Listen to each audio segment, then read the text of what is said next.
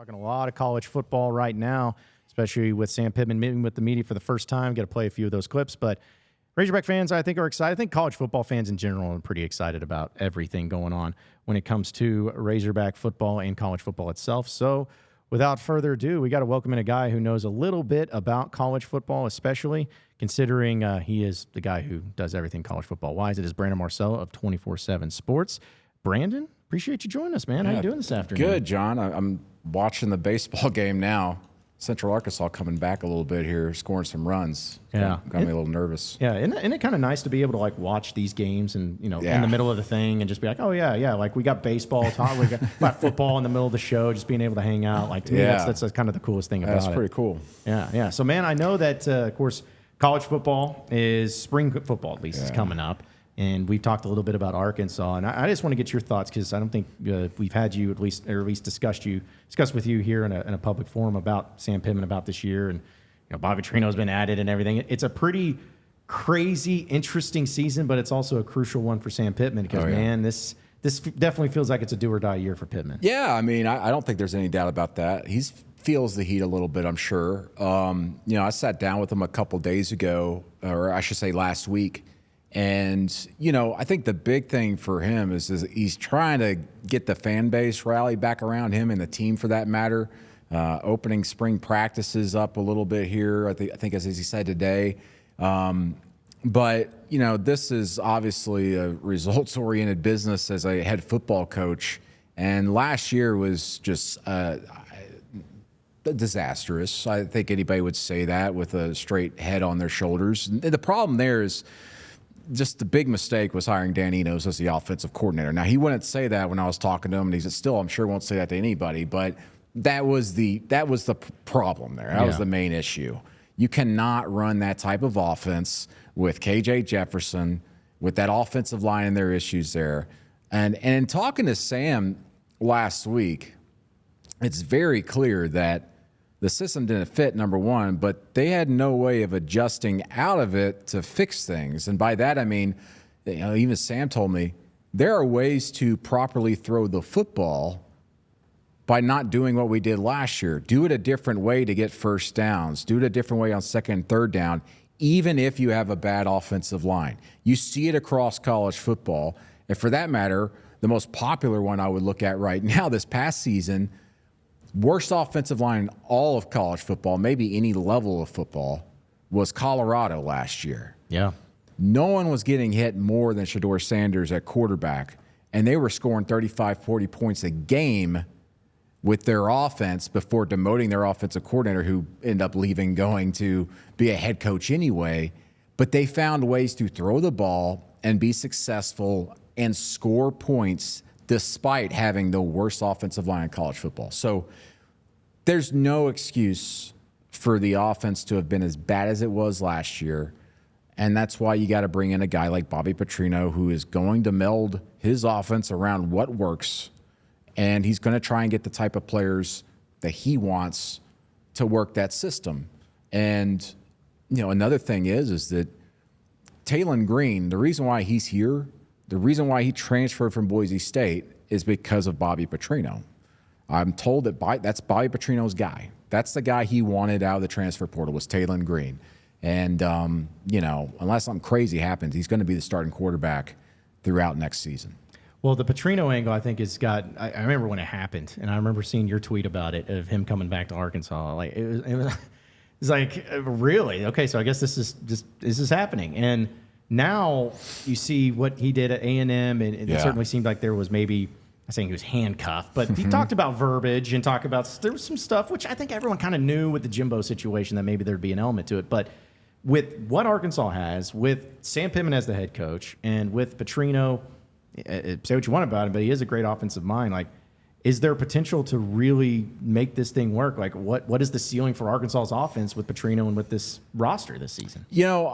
I hate trying to make comparisons, especially when we're talking about something, goodness gracious, 15, 16 years ago now. Yeah. But, I mean, look at the first year for the offense under Bobby Petrino at Arkansas in, 2008. Mm-hmm. He got things going. The offense was moving. It wasn't quite, obviously, what we saw a couple of years later. But That's probably a fair comparison going into this year. Now, there's different weapons around. The problem for Arkansas is they still don't have a proven receiver. They certainly don't have a game breaker and a speedy guy. You know, you don't have a Matt Landers. You certainly don't have a Traylon Burks. And unless there's someone that enters the transfer portal April 15th when it opens back up, I find it hard to say that they've got one on the roster right now. And Pittman told me that they will look for one and when the portal opens back up, but everybody wants a speedy receiver no matter what. And those guys don't really ever enter the portal to begin with, let alone in the spring period. You know, the other issue for them and for Petrino is like, how do you move things around the offensive line? I think there's several guys that are going to be new there. They're obviously going to have to be new there to start. They're going to have to move a lot of guys around between guard and center. You might see some tackles have to move inside, though I think they feel a little bit better there than in some spots. But they still probably need like 2 more offensive linemen. I think that they probably feel pretty good about the kid from SMU, I believe is visiting this weekend, if I'm not mistaken. An all-conference guy, started a lot of games at SMU, but they need probably another guard and definitely probably maybe another tackle. But, you know, I think the other thing is, not to get too long-winded with this, but, you know, I live here in Northwest Arkansas, and I follow Arkansas, and I'm pretty much a fan, I would say. But the issue is that I think every fan base almost gets myopic about everything. It goes, we got so much problem with the transfer portal. We have so many issues with NIL. We're not paying enough. We're not getting enough guys here. The locker room is an absolute mess. What's the drama here? The players hate the coaches. I'm going to tell you something right now. Every single big-time program in the SEC and in the Big Ten, other than, I'm telling you right now, other than Georgia, deals with something similar to what, quote-unquote, Arkansas has had to face every single offseason. There is drama. There are issues with the NIL. You've got players leaving and coming and going as they wish because that's what they can do. It's a free market now. They can come and go as they wish. And newsflash, not everybody is happy with the team or their situation they're in. And so now that they're able to move and leave, they're doing that. It's more frequent now because it's allowed and it's available to them. And Arkansas is not alone in that. Every single SEC program is dealing with this right now, other than Georgia. Yeah. They have figured something else out there. They barely ever lose anybody. And when they do, for example, the linebacker that came in here for Arkansas, Xavier Ansori, he's a backup at Georgia. You come to Arkansas, you're probably going to end up being the starter, especially with Arkansas losing 4 of the, I think, 5 guys in the 2 deep there this past year. So, yeah, go to a place like Arkansas and start. But that's just how it is in college football nowadays. And that's and I'm afraid to tell people this, it's not going to change. So if you're an Arkansas fan, sit down, try to relax, and realize that whatever you went through this offseason, to some extent, that's pretty much what's going to happen next year, too, and the year after that, because it's happening everywhere. Yeah. See, that's what I've tried to tell people, or we tried to show that instead of being so against everything that's changing, you know, you kind of have to embrace it and you kind of have to deal with it. And I think that Arkansas, you know, maybe some fans are just kind of, you know, nobody likes change, especially, I mean, college football in general has changed so and it's changed much. Quickly. Yeah. It has not changed. It's tough. Yeah. It makes it so much. It's been a shock to the system. Yeah. And so I think people are just trying to play catch up. And that's where I think some people may be looking at like what Arkansas has. And, you know, they maybe lost out on some of the recruits this past offseason or maybe some transfers. And I think people just bring, it's just NIL, strictly NIL. It's like, or maybe you went 4-8 last year, and that's where people, because kids, they want to get paid, but they still want to win. You're exactly right. And I also think people would be surprised. I'll talk to you about this, John, that I think you'd be surprised at some blue blood programs, what they're actually paying players through NIL. It's not as substantial as a lot of people think. I know of one blue blood program this past year that I would argue is a top 10 to top 15 program every year. Their highest paid player, I was told, was $300,000 for that season, for that year, for that academic year. Wow. $300,000. Now, that's a lot of money to people like us. But in college football now, when you're hearing $1 million for this, and I remember there was rumors last year about KJ Jefferson. He's been offered $1 million by another SEC program and all that. But is that real money? Is it all guaranteed, number one? And I'm not doubting that that's an actual offer. But there are blue blood programs out there that are not paying a lot of money, and yet still players are going there. Now, Arkansas is a different situation. It's not a top 10 program. It's not a top 15 program.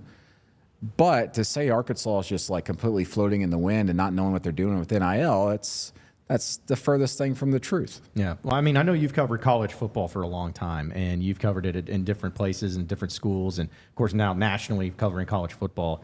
But you grew up an Arkansas guy. I mean, you went to Arkansas. We've talked about this in your connections and everything. So I'm just curious of knowing this discussion and knowing where people stand on it.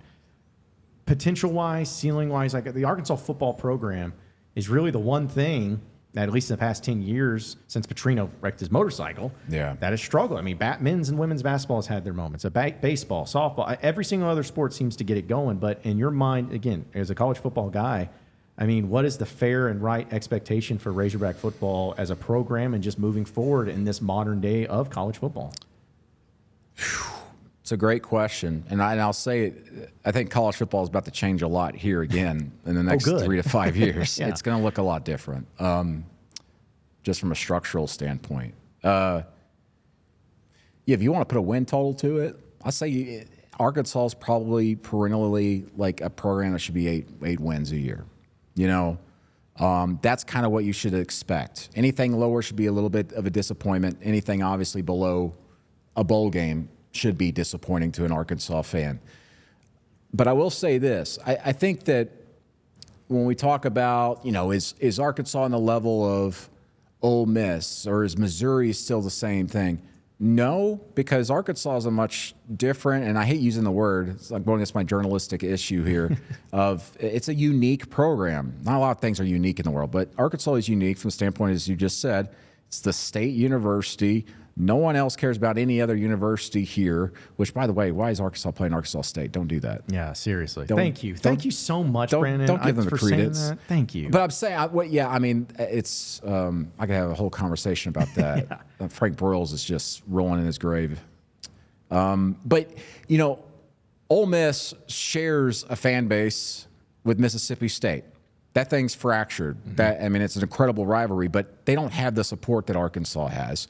Missouri, football-wise, doesn't come close to Arkansas football-wise. But when they get things rolling there, they get things going. But the thing is when Arkansas is rolling, they travel just as well as anybody. It's exciting. And also, they are completely bought in. And Arkansas fans are bought in and so invested no matter what the record is or whatever. But they do vote with their dollar and showing up to games. And, what breaks my heart as like an Arkansas guy is, for example, I covered the Arkansas-Missouri game this past season. I'm sorry. And it was an ass beating. And Mizzou is just running the ball all over them. Arkansas was getting out physical on both lines of scrimmage. And all I could remember, obviously, were the great games I've seen in Razorback Stadium throughout my life. But also, I was like, God, just 2 years ago, I was sitting in this press box watching them physically whoop up on Texas, just push them around, kick their ass. And now Mizzou's coming in here and doing the same exact thing to them. And by that fourth quarter, I don't think I'm exaggerating. I think there was about 18 to 20,000 Mizzou fans in that stadium and maybe 2,000 to 3,000 Arkansas fans. And that was embarrassing as someone who's grown up here to see. And that to me probably defined the season more than any other image I would think of. And obviously I'm not in Fayetteville every weekend. I'm doing other things and covering stuff. But when I was sitting there going, how did this happen? How's this happen? How's Mizzou get this good or whatever? But the thing is that if Arkansas had won 11 games last year, what would that look like? Well, we've seen it recently, and I say recently, it's been a decade, but under Bobby Petrino going the Cotton Bowl, beating Kansas State. The year before going the Sugar Bowl, a game that they probably actually should have won. Yep. And I mean, goodness gracious, all I could think of at that game, so I keep going off tangents here, was the very first offensive play of the game. Remember that play, Yep. throw that pass across the middle of the field? Joe baby. Adams just could have. I mean, that game would have been a completely different thing just because Arkansas was going to start so hot, and then they had to play catch up and still almost won. But again, going back to your original question, they're not, quote unquote, on the level of Ole Miss or Mississippi State or even a Mizzou. I think they're above them. So why can't you be more successful than them? Same with Kentucky. Kentucky, seemingly people like try to cast them off as though they're Kentucky, but they're winning 8-9 games. Yeah. They're contending. They're going to New Year's games, and they're just routine, and they're beating Florida, which they've never been able to do, and now they do it routinely. Arkansas as a program with the support, the infrastructure, the facilities, the NIL situation, they're better than those programs. And Arkansas should be a program that you expect to win 8 games a year. Speaking with Brandon Marcello of 24/7 Sports here on the John Nabors Show, and I want to go back to the Sam Pittman thing and what you say, because I agree with everything. But looking at it from the perspective of Sam Pittman in general, and them getting worked physically and everything, I know that there's more than that. But even going back to what you talked about with the offensive line, I think that's what people are really trying to trouble with grasping, is because it's like, wait a minute, hold on, this is Sam Pittman. This is the offensive line guy, and everywhere he's been, he's always had great offensive line. Even when he was at Arkansas in 2015, I mean, there were 4 NFL dudes on the offensive line, and then last season, I know he's the head coach, but to see the offensive line be as porous as it was, and I know you had a sit-down one-on-one interview with Sam Pittman, but just why do you think that was the case? Like, what happened to make the thing that Sam Pittman is known for be so horrible, and in fact, one of the worst parts of last year's team? Injuries for one, and then sometimes if you just miss on 1 or 2 guys that are in your 2 deep, that can spell trouble for you in a season or 2, and then it just kind of domino effect from there. And then you're trying to chase kids in the transfer portal, and sometimes you miss, and sometimes you just don't get enough. Now, I'll take Sam Pittman at his word in saying that, we wanted to buy like 4 or 5, maybe even 6 guys out of the portal this past year on the offensive line. We got 3, but we did get the 3 that we were wanting. These weren't like, we got to grasp at straws. So they got 3 guys. I think they're probably going to get a 4th guy with the kid from SMU. Can you get that to gel together? But I do agree. It's just like, you're an offensive line guy. You've done your entire career. How's this happen? And I think that it's just as simple as just bad mistake. It happens sometimes, and it happens at several programs. And sometimes it's hard to get out of it too. I mean, look at Florida State. Jimbo Fisher, when he left there, that offensive line was terrible, and it took them about 4 years to get back on a championship type level with their offensive line. And Mike Norvell finally got that going this past year on the offensive line. So it just 1 or 2 things can really screw you up along that offensive line. Because here's the other thing. People just think it's plug and play. Man, those guys communicate so much, and you got to gel together in practice. You got to understand how one guy's coming off his hip and one guy's doing this, and you just kind of almost have an extra sensory. And you get that one hiccup in there that could screw up everything. Yeah, and that's what it just gave the vibe of, is that it got worse and worse and worse, and you do wonder if maybe he should be more involved. Yeah, even coaching the positions there. Yeah, that's probably one thing. Yeah. I know they got Mateos, which is a new Eric guy, Mateos is a very good offensive line coach. And I think like the luster had come off of him a little bit under Jeff Grimes, but I still think that duo, Jeff Grimes and Eric Mateos, and Jeff Grimes now is the OC at Kansas, which is a great pickup for them. Jeff Grimes is the type of guy that I keep thinking in the last 4 years, like he's going to be a head coach soon, but something just not clicking there, something's just not happening. And then Baylor kind of let him go this year, and then he goes to Kansas where their offense has been fantastic. He inherits an amazing quarterback. That might be a program that wins 9 games this year. But Eric Mateos is his right-hand guy. I think Eric's fantastic, understands several systems. Really interested to see, depending on what happens this season, what the recruiting looks like under him moving forward. 'Cause it's very difficult, obviously, to come in late and try to recruit, but what kind of guys he's trying to identify and be able to get on campus here. I know when Sam Pittman was hired as the head coach, it was, wouldn't call it shocking, but everyone's kind of like, oh, okay, guy never been a head coach before. He's been successful in the SEC. But from that point in time when you heard that he was hired as the head coach to where he's at now, ups and downs, but has it been about what you would expect? Has it been better? Has it been worse? Just what do you think of just the overall job Sam Pittman's done at Arkansas? You know, I would grade it probably a B- to C+. And I've told you this, I've said this on several shows, that the day Arkansas loses Kendall Briles and Barry Odom, they're going to not realize what they've lost. You lost 2 elite play callers and developers. And I think you saw that quickly with Barry Odom going to UNLV, where they won 8-9 games in a row. And Kalen Green, the Boise State quarterback, beats them in the NWC championship this year. But, and Kendall Briles, that system is just so different from everybody else. It's a very small circle. I don't think people realize that Briles system, that Briles tree, it's very secretive, that the veer and shoot version that they run, that there's reasons why it's so hard to defend. They do things a little bit differently than everybody else, and their circle's so tight that not a lot of what they do reaches the coaching circuit or all these conventions and all this stuff. You don't see Kendall Briles, these conventions going, here's my playbook, putting it up on the screen for everybody like they do at a lot of these things. Yeah. It's a little bit different. So, but again, it's decision-making. What do you do to replace those guys? Now, Travis Williams, who I'm close with, so I'll just say that. I think T-Will's great. He's very aggressive as a defensive play caller. The red zone defense struggled a little bit, but you look everywhere else on the field and some very good situational football, they were fantastic, Arkansas. They should have been better if that offense could just score another touchdown a game. They are going to a bowl game, if not better. But the bad decision was, I'm going to go from this Kendall Briles system that I just said is so different to a Dan Enos system that has never been explosive. You look at the analytics, the expected points per play and all that, very low, no explosive plays downfield. And he had a great quarterback at Maryland for a couple of years, and didn't do anything down the field. Very conservative, very predictable. And so you're going from one extreme to another with the same personnel.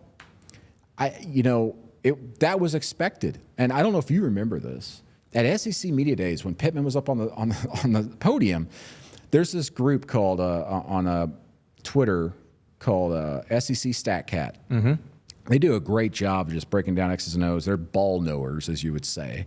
I'm not, but those guys break it down like unlike anything you've seen.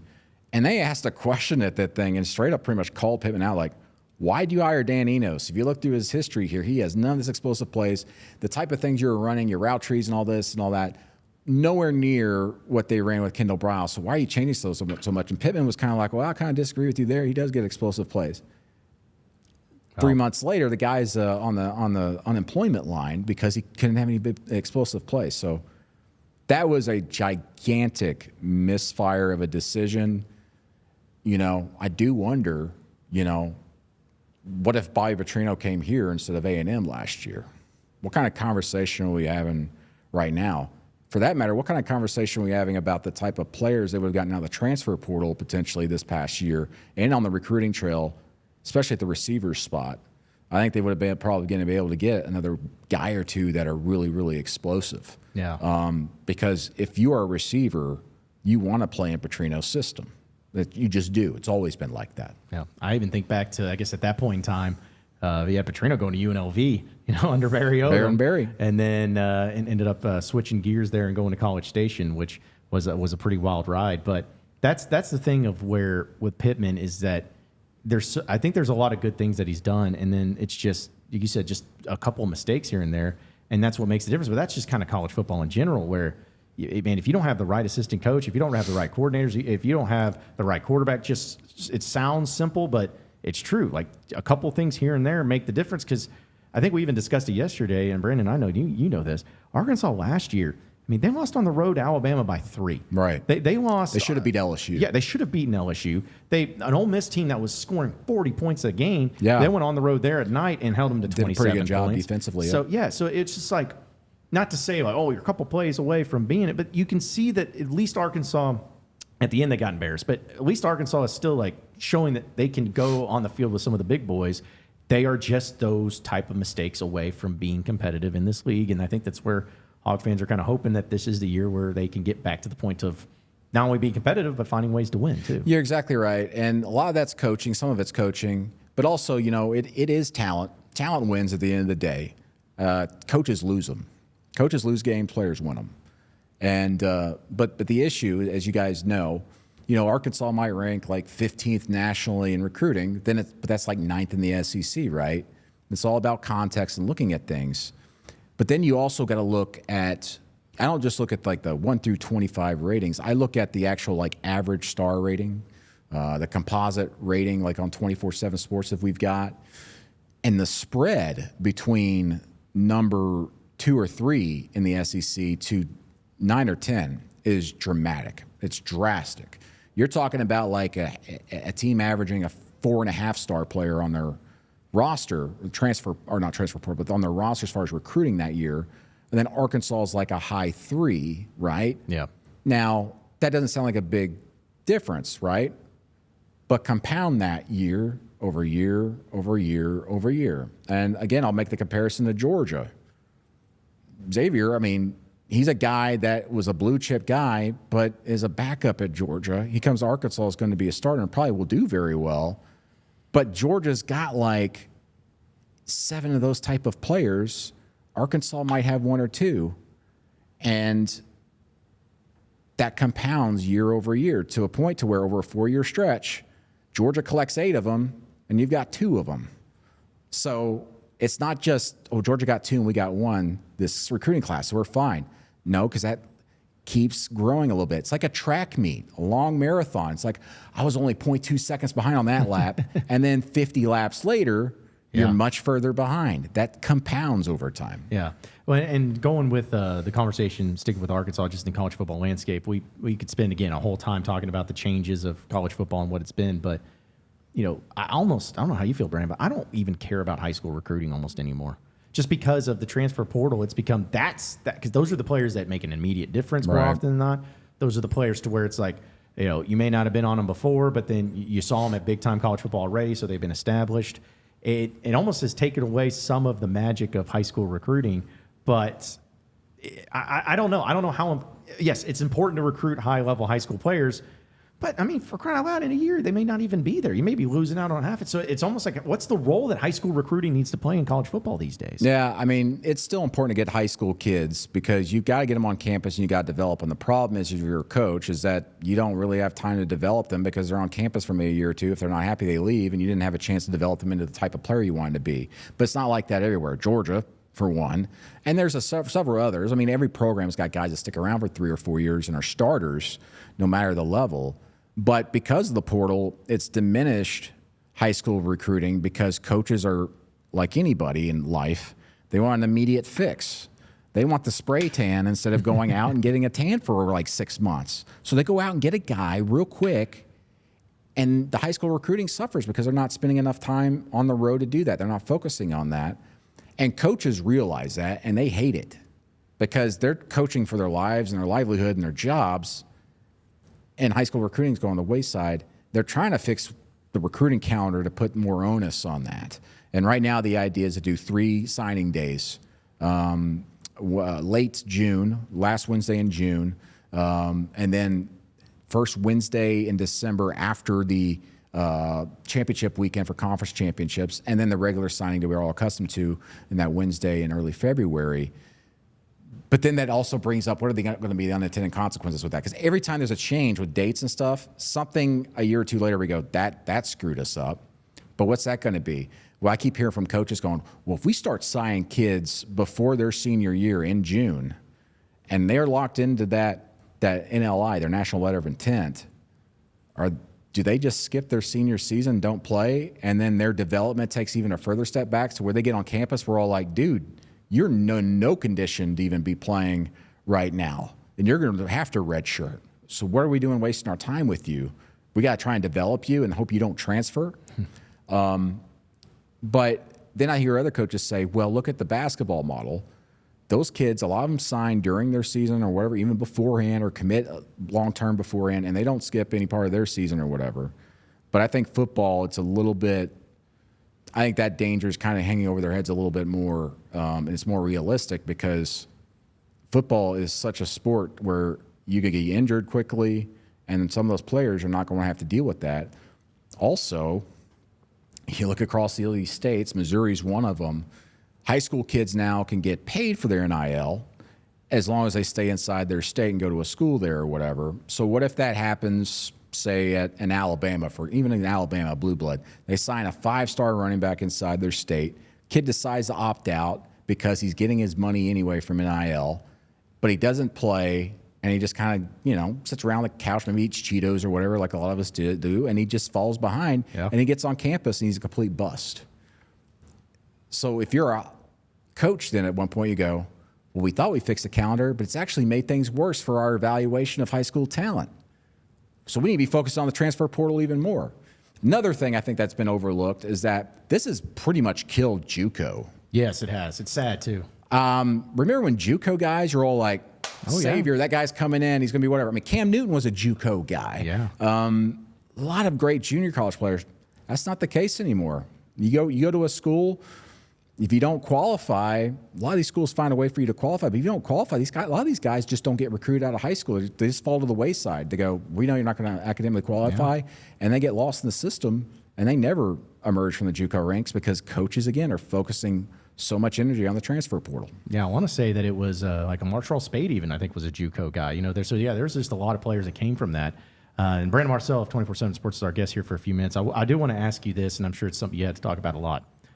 What does the SEC, not only for this season, but moving forward, look like post Nick Saban? Like, what's the impact of that in the conference and for Alabama and just all the teams, minusing the divisions, the addition of Oklahoma and Texas, just post Nick Saban?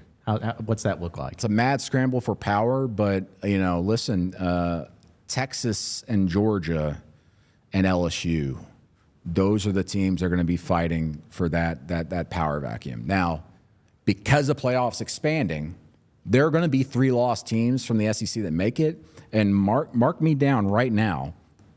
In the first 5 years of this expanded playoff, there will be a 3-loss team that wins the national championship. Oh, wow. Because it's going to matter how you're playing down the stretch. There's going to be teams that make it with 2-3 losses, and they're going to end up winning it. And this isn't maybe the team to really look to, but look at Penn State. James Franklin, great coach, but his whole thing is you can't beat Ohio State, you can't beat Michigan, you can't get to the playoff. But they got a lot of 10-2 seasons in which they would have made the playoff.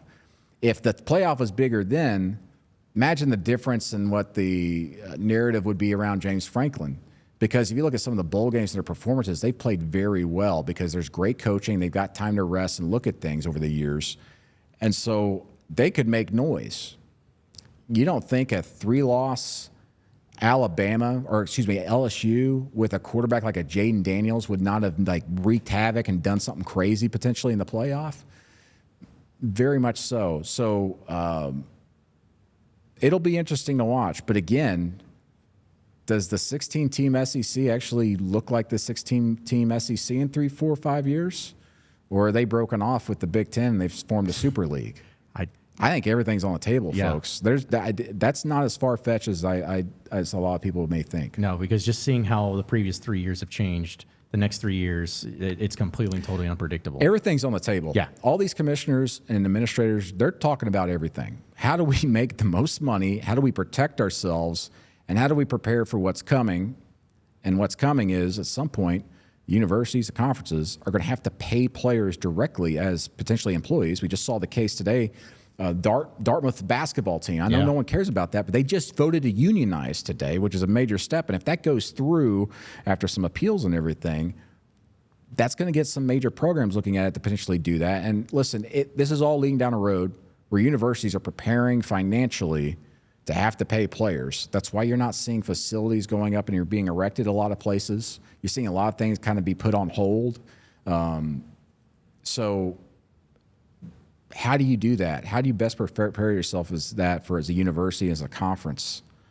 Is it breaking away from the NCAA? Is it breaking away from the FBS and going to do your own playoff, presenting your own Super League, doing your own TV contracts instead of relying on the CFP to divvy up the pie however way. The strong are going to survive, but they also want to thrive. Mm-hmm. And I think they've realized that in this future system that there will be more parity, and in that sense, they will not necessarily be as to thrive and put a chokehold on the rest of the sport and athletics as a whole. And something else I know you've been reporting on and discussing, and I love it, and I love seeing the updates. In fact, I have your tweets, alert to me every time because I want to keep up on this stuff. But NCAA football, the EA Sports college football game, man, and I know that you were a fan of it. I mean, that was a game. Madden, NBA games, whatever. But like that was a game that I went to Walmart at midnight to get on PS1, PS2, PS3. Yep. And when I was so bummed when it went away, and now it's officially coming back. I think I saw that 10,000 or 1,000 or however many that signed on to be a part of it. Just I have fears that's not going to be good, and maybe it's just because I don't like EA Sports and what they did to Madden. But do you think it's going to be like this good? Like, is it going to be a good video game? Is it going to be worth having? Is it going to be all the excitement and the wait for it coming back? I think it's going to capture the atmosphere of college football as well as anything we've seen in a digital realm, obviously. As good as the game was back then with capturing the atmosphere, the fight songs, the cheers, I think it's going to be so specific to each school on the FBS level that it's going to seem like a game day when you're playing the game. They have focused most of their time, I've been told by people in the building there, that they've been spending most of their time in the last 3 years focusing on game day atmosphere and making sure it's different for every team and lines up with whatever goes on there. With a fourth down on the PA announcer, first down, what do they do when there's a 3rd and 6 or a 3rd and 8? What's the sound level in the stadium sound like on this compared to other stadiums?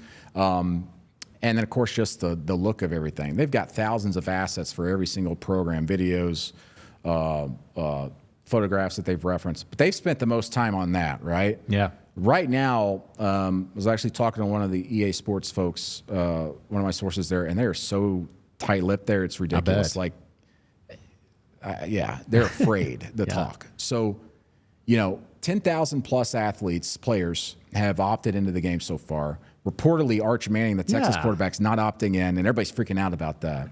But I'm told that EA's been obviously pre-prepping, like they've been designing the players and everything, trying to get their likenesses and everything. But like that work of actually loading those players in hasn't even really started yet. Oh, gosh. They're trying to wait for everything to come in. So it's going to be like a mad dash between now and whatever release date is, which looks like late July from what I'm being told, which is what it used to be. But I'm excited. I don't know about if the game mechanics are going to be great, and all that, but the look of the game and the feel of it, I think that's what they're going for. And I'll say this, my understanding is a lot of people are worried about them price gouging us with microtransactions. Like, I want this uniform because it cost me $20. I'm told this first year of the return of the game, they are minimizing as much as they can. That's good. Microtransactions, because they want to bring everybody in, and then year 2, year 3, maybe expand on that. But there will be some microtransactions. I'm told their ultimate team mode where you can unlock legends. So if you want to play as Tim Tebow or, anybody for that matter, they got a lot of former players, by the way, signed up for this, I think. You're probably going to have to pay for that or reach certain achievements to, kind of grind or whatever. But I got full faith that from what I'm hearing, that the atmosphere is going to be worth it alone. I don't know about the game mechanics. I'm going to be quite honest with you. I was never a Madden fan, really. Right. And I haven't tried to play Madden in probably like 7, 8 years.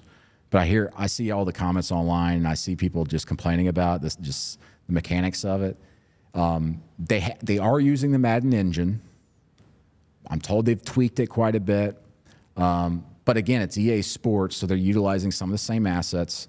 I was told that even some of the like cheerleader animations and stuff like that, they're using the same actors that they use for Madden or whatever. Okay. And they've had to bring some of them in again to do different types of unique to each school animations and stuff like that. So they've been really concentrating on that more so than, oh man, do they understand that, Tylen Green, whenever he's throwing off his back foot, he throws at this type of different arm angle or whatever. It's not going to be that down to the minutia. Yeah, which I'm fine with because it's about the atmosphere. And since I know you played the game a lot, is there one thing that you hope that they bring back for sure that you remember playing that you loved? I mean, I got mine, but I want to know yours. If what you think that you'd love to see mascot mode would be great. Yeah, just always have fun with that. They need to do some silliness type things with that. I was never a fan of what was it called where you had one player you would take through the system or whatever. I was never a fan of Road to Glory. Yeah, Road to Glory. Yeah, wasn't ever really a fan of that. I wasn't either. I was a Dynasty guy more so. Now, what I'm worried about Dynasty, to me, is are we going to get bogged down with transfer portal and every decision or whatever? Much like the old game, I hope you can just sim it, and skip ahead or whatever. I just hope it's not like really like. I mean, I'm sure a lot of people would like that, but not me. I mean, it's just it's like, dude, I want to just play the game. I want to play the next week. Yeah, I don't want to play like some football simulator or whatever like that, where I'm going through key commands and everything. Yeah. This isn't, Yeah, I really want the. I always thought it was cool too with when they had the atmosphere and the stadium noise. And it would affect the route running. And stuff? Yeah, it affect the momentum and the route running would be. And And because if you looked at your own play, it was going all over the place. Stuff like that, man, I thought was that. so That was fun. great. Yeah, I like that too. Yeah, when sometimes your buttons would disappear on the screen. And your controller's vibrating like crazy. But if your quarterback was an experienced high quality dude, then it's like he was able to handle it more. Right. Just like the small little things like that, I feel like would just go such a long way for making the video game like. Those little things I think would make everybody be like, yeah, I'm on board. And I'm really interested to just see how they deal with the portal. Yeah, all that's that. funny. Because at 24/7, we were kind of sitting there like 3 years ago, going, "Are they going to reach out to us or whatever?" And that's way above my head, like business and everything. Like what are they, or how are they going to deal with that? Are they going to brand it to a certain recruiting site and like have this go on with all this? And how do you deal with it when there's players within the game going from other teams when they're actually not in real life doing that or whatever? Yeah. I mean, and that's probably something that goes on in Madden. I don't play Madden though. Yeah.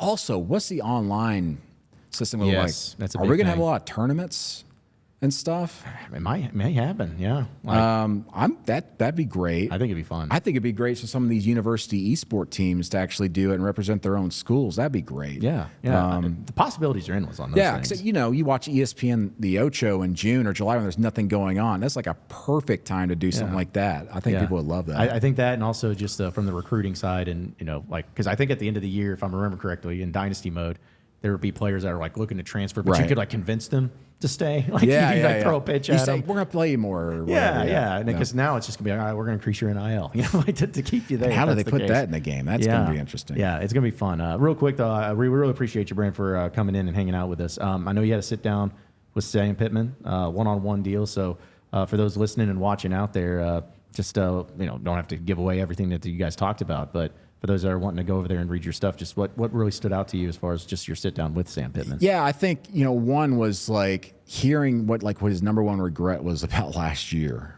and I think he may have been asked about today in his press conference. Was he straight up told me like, I'm not really leaning into analytics anymore. He said I went analytics overboard last year, and I'm sure that a lot of people are going to be sitting there going, oh boy. I mean, because he even said, he's like, listen, maybe I thought sitting there thinking like, maybe am I just getting too old and I need to lean on analytics more. He goes, then it just didn't work out, so I'm gonna go back. And I think he tried to clarify himself today. He goes, well, we'll still lean on it or whatever. But I think what he's really saying is like, I don't want to have to really think over stuff on the sideline. I'm just going to do what my years of experience and my gut tell me. I thought that was interesting. And I also think, and this is all at 247sports.com, by the way, but when he told me we want to name a starting quarterback this spring, and I know a lot of people assume it's going to be Taylor Green. I do too. I think it's going to be the guy. But I think whenever that happens, I think he understands, that's just the vibe I got, it's my feeling, that he probably owes it to all the quarterbacks on the roster to do that so they can enter the portal. And I would not be shocked, I wouldn't be surprised at all if one or two quarterbacks for Arkansas enter the portal in April. And I think that they owe it to the players to do that, to name a starter, because it's my feeling is it's going to be very clear after those first 5 to 6 to 7 practices. Heck, before they go to spring break, after the first 5 practices, I think it'd probably be pretty clear who the guy is. Well, that is Brandon Marcello, 24/7 Sports. Brandon, appreciate you joining us, man. Thanks, hanging John. out and Appreciate it, man. talking some college football. It's just nice to have in springtime, and I think Razorback fans are so over basketball, and baseball's fine and all, but It's football season in some people's minds. So Yeah, I'm disappointed in basketball, me man. too. Me too. Trust me. Me too. It would have been nice to have a fun little trip back to the NCAA tournament, but hey, spring football. It's really where the championships are won, and that's where people get excited about. But we appreciate you. You can follow him on Twitter at @bmarcello and check out his stuff at 247sports.com. But we appreciate it, Brandon. Thanks, John. Appreciate it, man. No problem at all. We're going to take a break. When we come back, we'll have more of the John Nabors Show here live from the Natty State Sports Studios. So stay with us.